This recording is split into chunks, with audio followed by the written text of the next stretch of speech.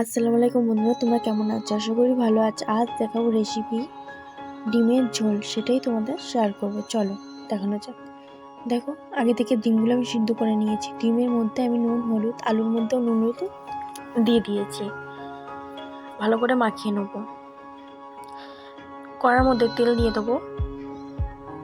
আলুটাও ভালো করে মাখিয়ে নিলাম। একটু হিং দিয়ে দিলাম। দেখে নাও বন্ধুরা, ডিমগুলো এক এক করে আমি ছেড়ে দিচ্ছি। বন্ধুরা, অবশ্যই যদি তোমরা ডিমের ঝোলটা দেখে ট্রাই করো, কমেন্টে জানাবে। দেখো, ডিমগুলো ভাজা হয়ে গিয়েছে। এবার আমি আলুগুলো ভেজে নিচ্ছি। দেখো, হালকা একটু ভাপিয়ে ঢাকা দিয়ে রেখেছিলাম, একটু যেন হালকা করে আলুটা গলে, তার জন্য। হয়ে গিয়েছে আমার ভাজা। আর একটু সামান্য তেল দিয়ে পেঁয়াজ কুচি দিয়ে দিচ্ছি, দিয়ে লাল লাল করে ভেজে নেব।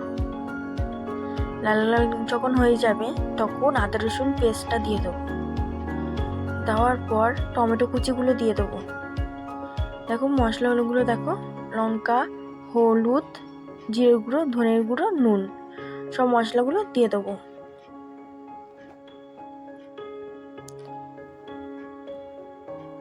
ভালো করে কষিয়ে নিতে হবে মশলাগুলো দেওয়ার পরে।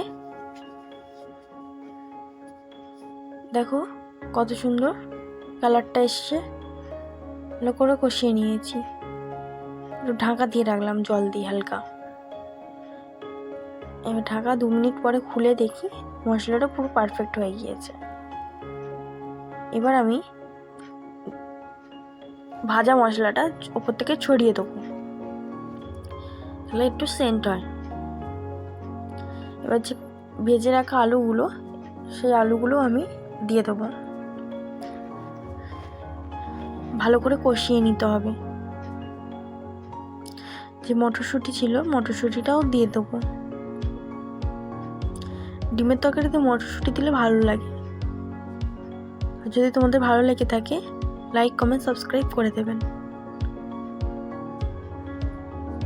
দেখো, পরিমাণ মতন আমি জল দিয়ে দেবো। যতটা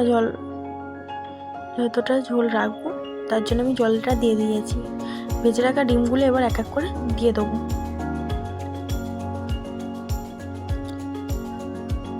বন্ধুরা, অবশ্যই কিন্তু কমেন্ট করবে যদি ভালো লেগে থাকে ট্রাই করে।